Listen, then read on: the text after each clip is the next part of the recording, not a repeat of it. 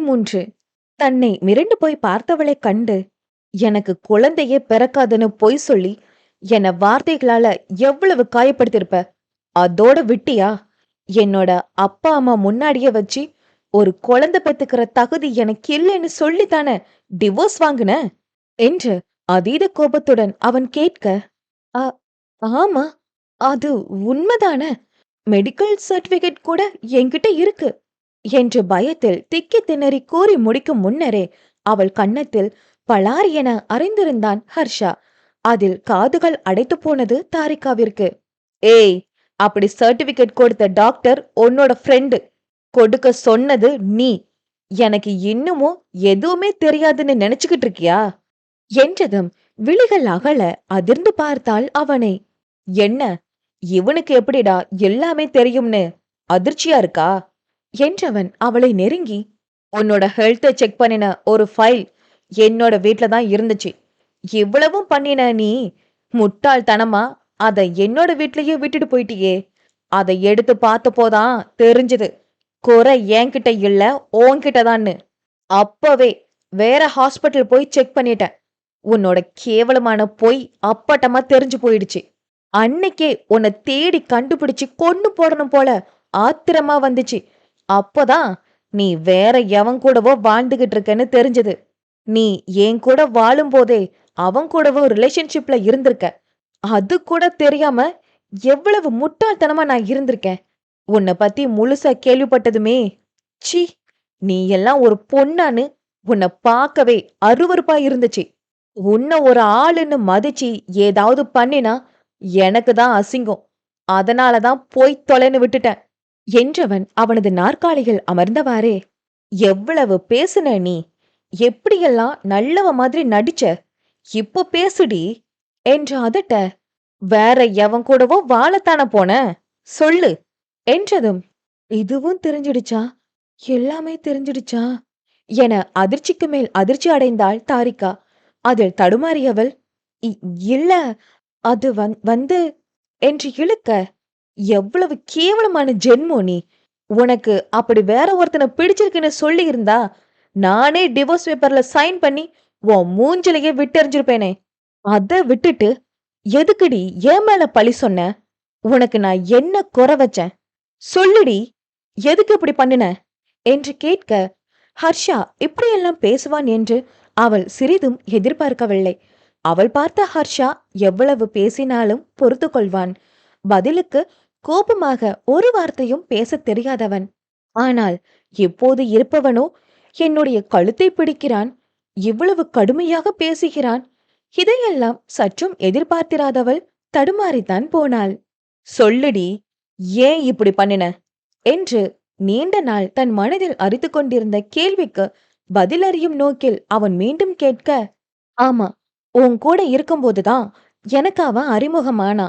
நீ எப்போ பார்த்தாலும் ரெஸ்டாரண்ட் பத்தியே யோசிக்கிற, இல்லனா நமக்கு பிறக்க போற குழந்தை பத்தி பேசுற. இத தவிர என்ன தெரியும் உனக்கு? முதல்ல நீ என்ன ஓவரா கேர் பண்ணிக்கிட்டதே எனக்கு சுத்தமா பிடிக்கல. நான் என்ன குழந்தையா? என்னால என்ன பாத்துக்க முடியாதா? அவன் எனக்கு எல்லா விதத்திலையும் ஃப்ரீடம் கொடுத்தான். என்ன ரசனையோட பார்த்தான். அது எனக்கு பிடிச்சிருந்துச்சு. ரிலேஷன்ஷிப் வச்சுக்கிட்டேன். உன்கிட்ட இருந்து நான் எப்படி விவாகரத்து கேட்டிருந்தாலும் கண்டிப்பா நீ கொடுத்திருக்க மாட்ட. அதான் இப்படி போய் சொன்ன" என்றதும் அவள் கூறிய காரணங்களை கேட்டவனுக்கு தலை சுற்றி போனது. என்ன கூறுகிறாள் இவள்? இவளுக்காக சம்பாதிக்கத்தானே ஓடி ஓடி உழைத்தேன். அப்போதும் இவளுடன் நேரம் செலவிட தவறவில்லையே. திருமணத்திற்கு பிறகு வரப்போகும் குழந்தையை பற்றி பேசியது இவளுக்கு எப்படி தவறாக தெரிந்தது? அவன் ரசித்தான், சுதந்திரம் கொடுத்தான் என்கிறாளே. நான் என்ன இவளை அடைத்தா வைத்தேன்? என்னுடன் இருக்கும் போதும் இவள் விருப்பம் போலத்தானே இருந்தாள் என்றெல்லாம் எண்ணியவன் தன் தலையை உலுக்கிக் கொண்டான். என்னவாக இருந்தால் என்ன? இப்போது எதற்காக இதை பற்றியெல்லாம் பேச வேண்டும் என்று நினைத்தவன், "அப்படியா? சரி, அதான் போயிட்டல்ல. இப்போ எதுக்கு வந்த?" "ஓ, சாரி சாரி. அதான் வந்ததுமே சொல்லிட்டியே, கல்யாணத்துக்கு விஷ் பண்ண வந்தேன்னு. Thank you so much. இனிமே என்ன பார்க்க வர்ற வேலையெல்லாம் வச்சுக்காத. அப்புறம் நான் இந்த மாதிரி பேசிக்கிட்டு இருக்க மாட்டேன். கெட் லாஸ்ட்" என அந்த அறையை அதிரும் வண்ணம் கர்ஜிக்க, தனது கைப்பையை எடுத்து தோளில் மாட்டியவள் விட்டால் போதும் என்று ஓடியே விட்டாள். வெளியே சென்றவள் புது பொண்டாட்டி கிட்ட எல்லாத்தையும் சொல்லிடுவேன்னு மிரட்டி பணம் பறிக்கலாம்னு வந்தா, இவன் ஏற்கனவே எல்லாத்தையும் தெரிஞ்சு வச்சிருக்கானே. வந்ததுக்கு இவன்கிட்ட அடி வாங்கினதுதான் மிச்சம். ச்சே, ஹர்ஷா, என்னையவே அடிச்சிட்டல்ல, உன்னை சும்மாவே விடமாட்டேன்டா என்று மனதுக்குள் கருவி கொண்டவள் அங்கிருந்து கோபமாக சென்று விட்டாள். நல்ல மனநிலைகள் வந்தவனுக்கு இவளை பார்த்ததும் பழைய நினைவுகள் அனைத்தும் கண்முன்னே தோன்றி மறைய, ச்சே, ஏன் தான் இங்க வந்து தொலைச்சாலோ என்று நொந்து கொண்டான். பிறகு நடந்த அனைத்தையும் ஒதுக்கி வைத்தவன் தன்னுடைய வேலையில் கவனத்தை செலுத்தத் தொடங்கினான். நிரஞ்சனா கல்லூரிக்கு செல்வதாக கூறிவிட்டு அவள் காதலனுடன் ஊர் சுற்ற கிளம்பிவிட்டாள். பார்க்கில் அமர்ந்து இருவரும் பேசிக் கொண்டிருந்தனர். அதுதான் உன்னோட அக்காவுக்கு கல்யாணம் ஆகிடுச்சே, இப்போ நம்ம ரூட்டு கிளியர். அப்பா அம்மாவை கூட்டிட்டு உங்க வீட்டுக்கு பொண்ணு கேட்டு வரட்டுமா என்று அவன் கேட்க, அதெல்லாம் இப்போ எதுவும் வேண்டாம், என்னோட படிப்பு முடியட்டும், இன்னும் 1 வருஷம் தானே, அப்புறமா பாத்துக்கலாம். எங்க வீட்ல பொண்ணு பார்க்க ஆரம்பிச்சுட்டாங்கடி. அது உன்னோட பிரச்சனை, நீதான் பாத்துக்கணும். உங்க அக்கா வீட்ல இருக்கிறது தான் பிரச்சனை, இல்லைன்னா நம்ம கல்யாணம் நடந்திருக்கும்னு சொல்லுவ. அதுவா, அவளை டார்ச்சர் பண்ண ஒரு வழி கிடைச்சது, அதான் அப்படி சொன்னேன்.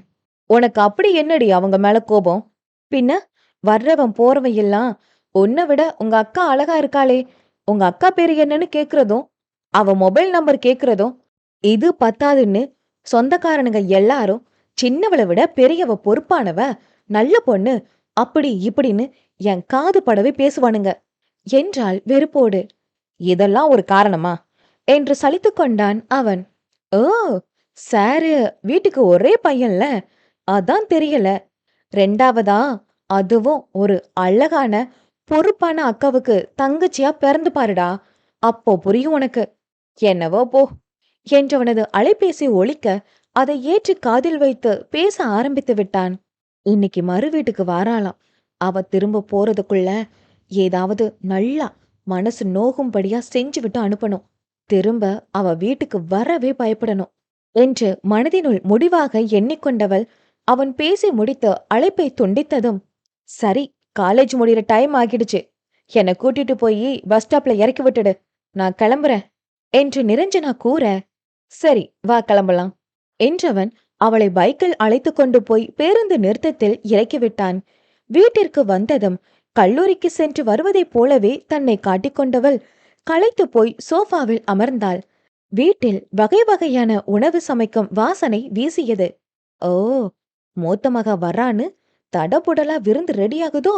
அவ இங்கிருந்து கிளம்புறதுக்குள்ள ஏண்டா வந்தோம்னு யோசிக்க வைக்கிறேனா இல்லையா பாரு என்று மனதிற்குள் சபதம் ஏற்றவளாக அமர்ந்திருந்தாள் நிரஞ்சனா.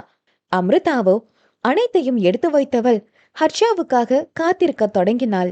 அவளை நீண்ட நேரம் காத்திருக்க வைக்காமல் எப்போதும் வரும் நேரத்திற்கு முன்னதாகவே வந்திருந்தான் ஹர்ஷா. அறைக்குள் வந்தவன், ரெடியா இருக்கியா, கிளம்பலாமா என்று கேட்டுக்கொண்டே உள்நுழைய, அப்பா என்று ஓடி வந்து கட்டிக்கொண்டாள் ஆத்யா. அவளை தூக்கி கொண்டவன் கொஞ்சியபடியே அம்ருதாவை பார்க்க, எல்லாமே ரெடிங்க, நீங்க வந்தா கிளம்பிடலாம் என்றாள். ரொம்ப நேரம் காக்க வச்சிட்டேனா? சாரி, இதோ சீக்கிரம் கிளம்பிடலாம் என்றதும், அதெல்லாம் ஒண்ணும் இல்ல, நீங்க பொறுமையா கிளம்புங்க என்றவள் காத்திருக்க தொடங்கினாள்.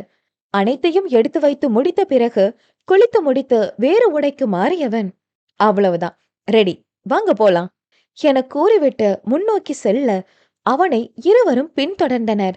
கீர்த்தனாவிடம் வந்தவன், மா, நாங்க கிளம்புறோம், 3 நாள்ல திரும்ப வந்துடுவோம் என்று கூற, 3 நாளா? அங்க போய் 3 நாள் தங்கிட்டா ரெஸ்டாரண்ட் வேலையெல்லாம் யார் பாக்குறது?